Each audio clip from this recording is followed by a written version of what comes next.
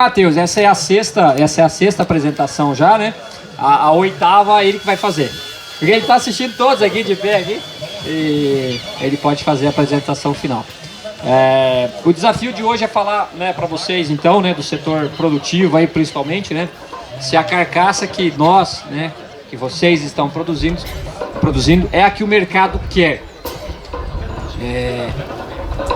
Talvez não me conheçam. Eu sou o professor Sérgio, lá da Unicamp, e a Unicamp fica em Campinas, tá? Para quem já ouviu falar em Campinas, sabe que não tem fazenda, então eu não produzo nada, eu não sou fazendeiro, não tenho frigorífico também, mas nós temos algo em comum aqui, né? Além, que é a carne. Então eu tô inaugurando minha camisa hoje, a camisa do laboratório que eu mandei fazer, ó. Olha o que é o nosso negócio aqui, ó. Nosso negócio é carne, então vocês produzem boi? Não, vocês produzem carne. Então vamos pensar dessa maneira a partir de agora, né? Então o que vocês estão fazendo dentro da fazenda é produzir algo para alimentar o planeta. E com isso em mente, nós começamos lá no primeiro slide, separando aquilo que o mercado quer, né? Em 3 grupos. E aqueles 3 grupos representam a resposta dessa pergunta aqui. Será que o que estamos produzindo é o que o mercado quer? A resposta para isso é depende. Depende de qual mercado essa carcaça ou essa carne vai ser enviada, né? Então nós temos, eu costumo dizer que nós temos mercado para todo mundo. E o colega da indústria tem uma frase que eu não vou tirar dele, que ele vai falar logo em seguida. Então dá para fazer aí para todos os mercados, né? Então quando a gente fala de alimentar o mundo não se alimenta, ou nós não conseguimos hoje, dificilmente conseguiremos, produzir carne gourmet, carne especial, carne gourmet, para alimentar a população mundial, né? Então a população mundial é alimentada com carne ingrediente. Ela é a principal forma de produção de carne para suprir demanda de proteína de origem animal. Então, para isso, nós damos o nome de carne ingrediente. A função dela não é agradar o paladar. Ela não tem não precisa ser macia, não precisa ter um sabor bom, não precisa ser suculento. Lógico que se ela for, seria melhor, mas não é necessário. Ela precisa ser o quê? Ela precisa ser carne, ela precisa ser proteína. E, de preferência, proteína de carne bovina, né? Então essa é a carne ingrediente, muito importante. O Brasil faz isso como ninguém, de maneira eficiente, com custo ainda muito bom. E a gente vai ver aqui em detalhes logo mais algumas outras características. Então esse é o primeiro grupo ali, carne ingrediente. O do outro que eu comecei falando aqui seria a carne que nós gostaríamos de consumir todos os dias, café, almoço e janta. E quem sabe um lanchinho da tarde ainda, com uma carne dessa daqui, né? Seria sensacional. Mas nós não temos tempo para comer tanta carne especial assim, né? Então, custa muito caro produzir, custa caro processar e acaba ficando caro no supermercado. Então, carne especial, ela é aquela que, para momentos especiais, como o nome já diz, né? Carne gourmet. E eu brinquei aqui das outras vezes que é aquela que você convida a sua sogra. Você pega a sua sogra, né, muito especial para nós, né? Aí você leva a sogra lá pro restaurante, né? Oferece para ela e aí você deixa ela lá. Aí você não leva de volta, porque você já fez o favor de ela ir levar ela para comer uma carne dessa. Você não precisa levar ela para casa de volta. Mas é para momentos especiais, onde 100% dos consumidores naquele restaurante, né? Você vai servir 100, 200 pessoas num dia, cada um com um pedaço de carne. Todos eles têm que sair daquela refeição plenamente satisfeitos. Ah, mas não pode ter um que a carne estava mais ou menos? Não pode. Carne gourmet, carne especial tem que ser 100% de garantia da satisfação. Mas em alguns casos existe um desvio. Se existe um desvio, é melhor não chamar ela de carne especial. Ela seria pra gente aí uma carne grill. Então, o que é carne grill? É aquela que chega na indústria, né? O animal chega na indústria, a carcaça que o produtor até estava tentando fazer um animal, uma carcaça para carne gourmet, mas teve um desvio negativo, porque sempre existe alguns animais dentro do lote que não desempenham igual, desempenham menos do que era para acontecer. Então, por isso que custa caro fazer carne gourmet. Porque você tem que dar, às vezes, mais do que os animais precisam para que todo o lote esteja lá em cima. Mesmo assim, às vezes, você tem algum animal que desvia para baixo, e aí isso poderia ser jogado para carne grill, que a gente vai ver as características mais adiante, mas que basicamente precisa ter uma capinha de gordura. Se tiver uma capinha de gordura, ela já entra como grill. A mesma coisa de desvio pode acontecer na carne ingrediente. Então nós vamos ver aqui para frente como é que se produz, né, na minha visão, o que seria de animal e de carcaça de carne ingrediente. E o produtor está fazendo lá de maneira otimizada na fazenda, tudo muito bem feito, e ele não está preconizando deposição de gordura.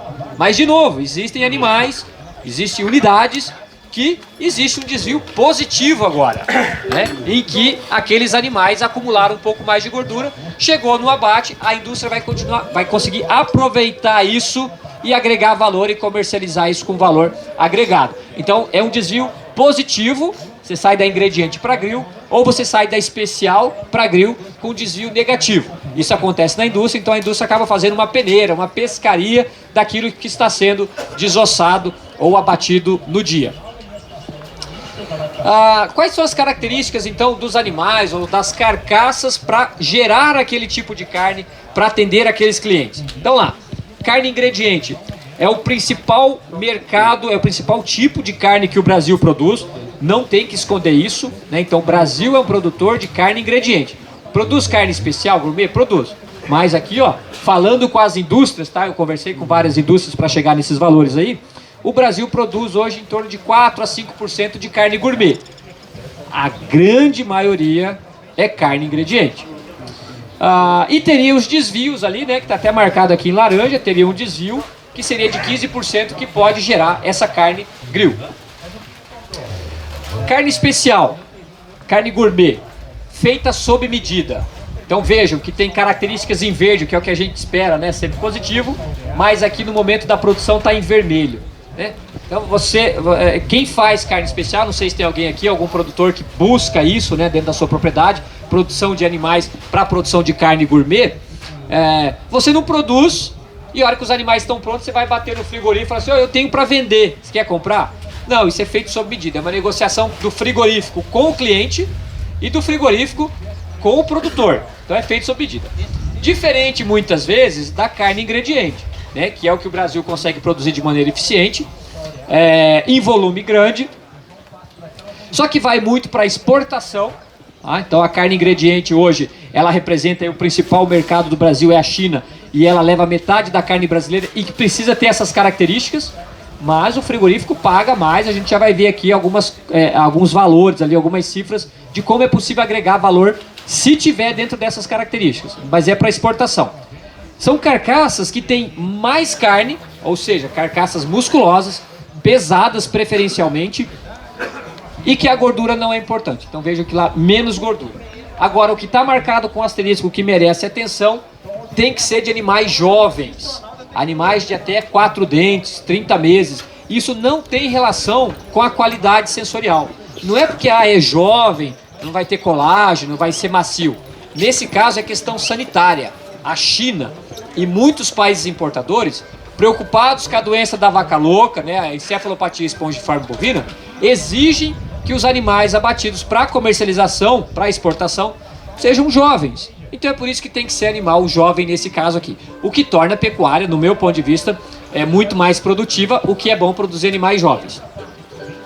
No caso da carne gourmet, basicamente fêmeas é o que existe hoje, né? O colega da indústria vai comentar um pouco como as fêmeas são interessantes para o mercado hoje, né? Então, porque não tem macho castrado. Senão seria uma boa opção fazer carne especial com machos castrados, mas não tem.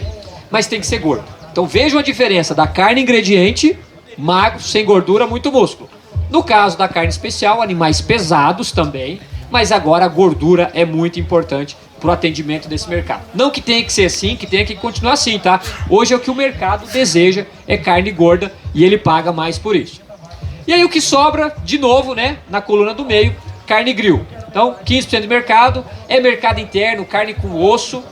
Ainda o Brasil ainda tem muito açougue que desossa, que vende carne com osso, e os açougueiros gostam dessa carcaça com bom peso e com uma capinha de gordura, principalmente na região do contrafilé e da alcatra. Então precisa ter uma quantidade de gordura, então eu coloquei ali como os desvios.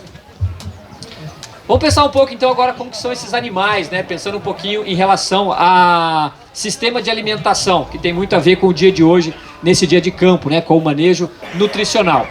A carne ingrediente, ou a carcaça para gerar carne ingrediente, ela vem de animais jovens e que preferencialmente tenham passado por um sistema de suplementação na recria e na engorda. Por quê? Porque precisam ser animais, de novo, jovens e que tenham peso. Tá? A indústria precisa de carcaças pesadas que vão ser bonificadas. Então isso se consegue com suplementação, e um exemplo para vocês aqui é o boi 777, aqui da APTA, né? Não é o boi, mas é o projeto, é o sistema de manejo que faz com que esses animais atinjam um peso de abate rapidamente e com custo-benefício interessante para o produtor. Já no caso de carne especial, não tem jeito de fazer só com suplementação. Precisa da ração, precisa de um sistema intensivo, pesado em nutrição, altamente energético, para que esse animal deposite gordura subcutânea, capa de gordura, e em alguns casos, quando necessário, gordura intramuscular, que alguns mercados também preconizam, tá? Mas a gente vai ver adiante ali que a gordura intramuscular não é absolutamente necessária. Se tiver gordura intramuscular, bom, uma agregação maior. Se não tiver, dá conta também, tá? Não fiquem preocupados só com a gordura intramuscular para quem quer fazer carne gourmet. No caso de valor agora, que é o que importa para vocês, talvez, né? O pecuarista fala, mas e aí? Muito bonito, é o que o mercado quer, mas o frigorífico vai pagar se eu fizer? Eu não sei, vocês vão ter que conversar com aquele rapaz que tá lá, bonito, charmoso, barbudo lá, ó. É ele que paga a conta para vocês. Não sou eu, lembra que eu tô na Unicamp, não tenho fazenda e nem frigorífico. Quem tem a conta bancária lá é eles. Então, se for para bater em alguém, pessoal, é com ele lá.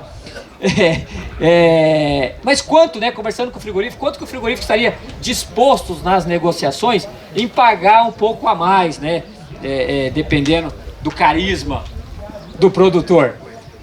De 5 a 10 reais no valor da arroba para carne ingrediente. Então vejam que aquela primeira lá é uma carcaça, aquela primeira carne lá, né, vem de uma carcaça que o mercado quer. Se o frigorífico está disposto a pagar de 5 a 10 reais a mais por esses animais, é porque ele está procurando esses animais. Mas, de novo, precisa ser pesado. Então, no caso dos machos inteiros, né, animais acima de 20 arrobas. Então, não adianta ser leve. Animais jovens, porque tem que garantir a idade no caso da exportação. Para o mercado interno, não importa a idade dos animais. Então, para ele conseguir vender para a China com agregação de valor, precisa ser jovem. E aí o frigorífico consegue, né, repassar isso para o produtor. Macho inteiro é o que tiver, pode mandar, não tem problema. Só que veja aqui, mais uma característica que o produtor tem que tomar cuidado. O pH da carne tem que ser normal. Se tiver algum desvio, algum problema durante o manejo pré-abate, tanto lá na fazenda, no transporte ou no frigorífico, que altere o pH da carne, o frigorífico não vai conseguir aproveitar essa carcaça para agregação de valor, para comercialização, para exportação. E aí isso acaba tirando a vantagem desse plus a mais que é pago. Já no caso da carne especial ou carne gourmet, a gente vai ali para uma agregação de valor, né, na arroba de 10 a 20 reais. Fala, opa, já está melhorando. Sérgio, mas é pouco, né? Pô, você não acha que é pouco? É pouco, né? Podia ser mais, né? Mas por que não consegue? Por que a indústria não consegue repassar tão mais do que isso? Porque... Vocês ouviram ou não? Ouviram? Porque quer ganhar muito, saiu aqui. É por isso que não paga mais, né? De novo, pessoal, não é comigo, hein? É com ele ali. Vocês têm que entender que a indústria também passa uns desafios com essas carcaças aqui. Então, o aproveitamento, tá? Muitas vezes essa gordura em excesso que é produzida, o que precisa ter para você ter um padrão, né, de cobertura, ou em alguns casos de gordura intramuscular, precisa ter muita cobertura de gordura. Só que isso, além de ter custado caro para produzir, a indústria não consegue fazer o aproveitamento de tudo isso. Ela não consegue vender um bife ancho, um contrafilé, com toda essa capa de gordura aqui que parece um toucinho. Vai ter que rebaixar, vai ter que refilar. E vai fazer o que com isso, né? Vai fazer retalho, vai fazer sebo, vai fazer hambúrguer, mas com linguiça, mas com baixo valor agregado, muitas vezes, do que seria vender um contrafilé aí a 60, 70 reais o quilo. Veja o caso da costela, né? Então aqui um exemplo mostrando aqui que muitas vezes a costela se perde, dependendo do excesso de gordura que tiver.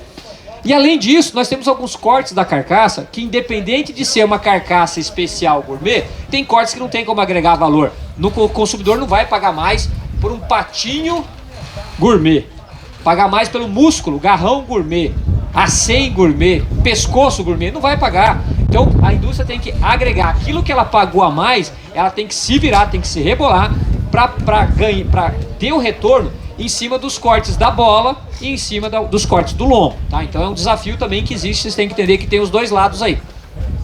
Trabalhando com fêmeas, então fêmeas aí é um coringa aí, quem quer trabalhar com carne especial, a fêmea vai muito bem. Poderia ser machos castrados, eu não sei se daqui alguém tem que trabalha com macho castrado. Vocês já ouviram falar em macho castrado? Porque agora pode estar extinto, né? Tem lá os poucos lá atrás dele depois, acho que são os únicos que responderam sim hoje aqui.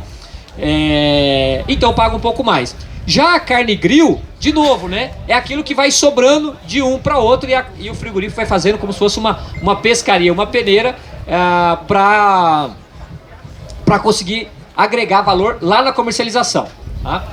Já os animais, né? Pensando aí em genética, né? Que tipo de genética a gente utilizaria ou vocês utilizam, né? Então, de novo, o que pode ser feito dentro da fazenda? Carne ingrediente, animal zebu. Animal zebu, se for melhorado, muito bem. Se for de uma genética boa, ó, excelente. Se não for, também dá, contanto que a nutrição seja boa. Já no caso de carne especial, não tem jeito, tá? A maior parte dos programas de carne especiais gourmet são feitas com animais, pelo menos meio sangue, com animais britânicos. Porque eles têm, além de ser mais precoces para deposição de gordura subcutânea e deposição de gordura intramuscular, de mármore, tem uma questão que a gente não vê nas carcaças, que é uma questão enzimática. Tem enzimas que favorecem o processo de maturação. Então, depois do abate, essas enzimas vão quebrando as proteínas, deixando a carne mais macia. O que ajuda lá naquele primeiro slide em garantir a satisfação do consumidor no momento do consumo.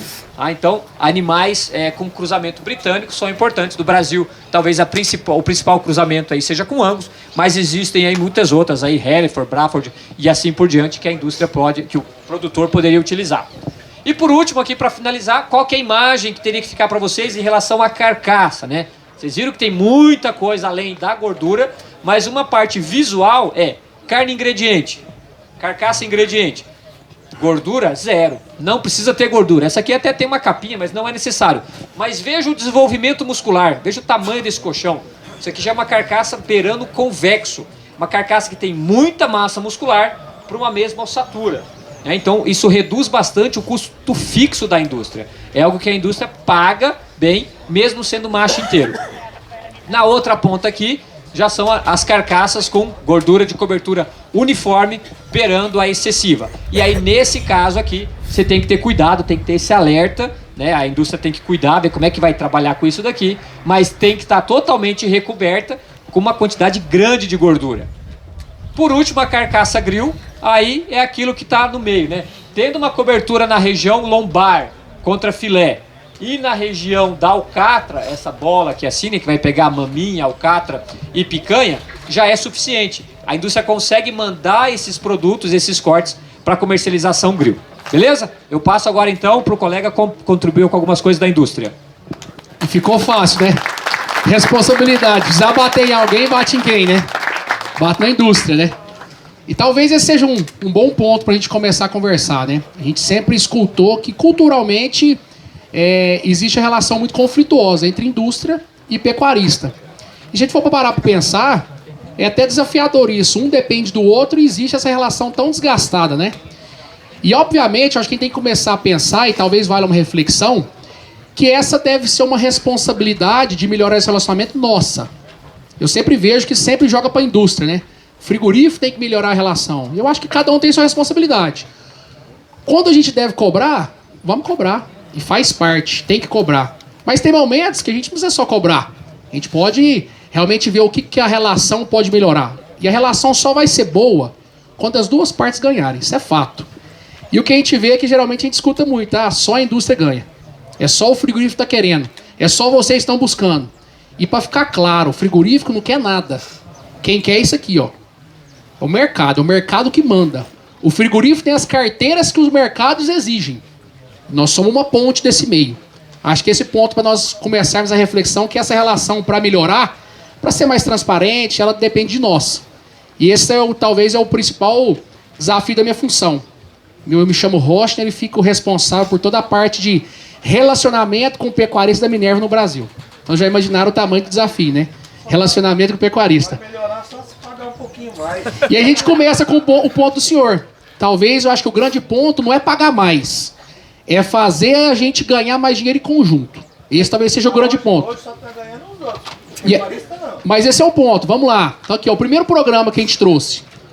Um programa que valoriza uma fêmea jovem com acabamento, com gordura uniforme e com até 4 dentes. Por que disso? Não ficou claro aqui que o professor mostrou que o animal jovem é o animal que tem mais aceitação no mercado? E os 2 produtos hoje mais versáteis para atender todas as carteiras do mundo são esses 2 aqui, ó. Fêmeas Nelore e fêmeas Angus.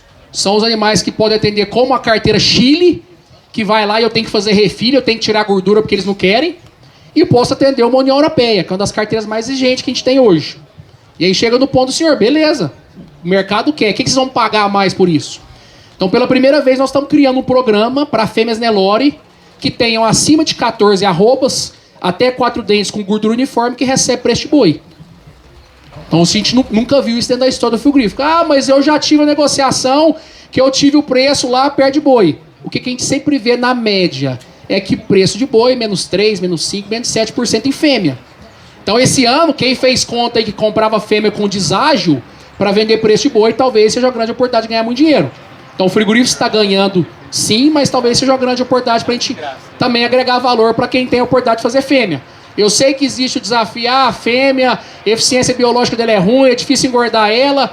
E por que 14 arrobas? Porque nós fomos para dentro da indústria, fomos para a desossa e entendemos o seguinte, uma fêmea de 13 arrobas, eu aproveito só 20% dela para essas carnes especiais. E uma fêmea acima de 14, eu aproveito 70%. Então, automaticamente, se eu aproveito mais, eu vou agregar mais valor na minha carne, eu vou ganhar mais. E por isso nós estamos fazendo esse repasse pro pecuarista. E alguém pode falar assim, ah, mas eu faço uma fêmea de 15, faço ela mais pesada, sou mais eficiente. E eu acho justo, nós conseguimos agregar mais valor e eu consigo também repassar esse pecuarista. Então a fêmea acima de 15, eu tenho possibilidade de pegar boi mais 1%. Então isso é uma possibilidade que não existia dentro da indústria. Eu acho que é um primeiro passo da gente estreitar e melhorar essa relação. Tá? O outro programa que a gente tem, que é bem interessante, é o PEC, é um programa de carcaça. Um programa eficiente de carcaça. O que esse programa traz? Ferramentas para ajudar vocês a produzir esse produto que o mercado quer. E o que a gente está lançando aqui no Beef Day hoje? Existe uma plataforma de treinamento, de curso, chamada nafazenda.com. Dentro dessa plataforma, a gente criou uma modalidade do PEC para os pecuaristas que estão inscritos nesse programa. Esse ano vão ser mais de 2.000. Vão entrar lá e vão poder assistir as aulas com os principais temas. Por exemplo, um dos pontos que o PEC avalia é pH. Como que eu melhoro o pH da minha carcaça? Vai ter uma aula lá específica mostrando como que eu melhoro o pH da minha carne. Ah, eu preciso fazer um animal com mais rendimento, eu preciso ter um animal ter mais rendimento de carcaça, que é outra grande dor do pecuarista. Vai ter um módulo lá mostrando como que eu produzo esse animal para ter ele um pouco mais de carcaça. Então acho que esses são os pontos que o Minerva está trazendo, ferramentas com produtos e serviços para a gente melhorar essa relação entre frigorífico e pecuarista. Obrigado.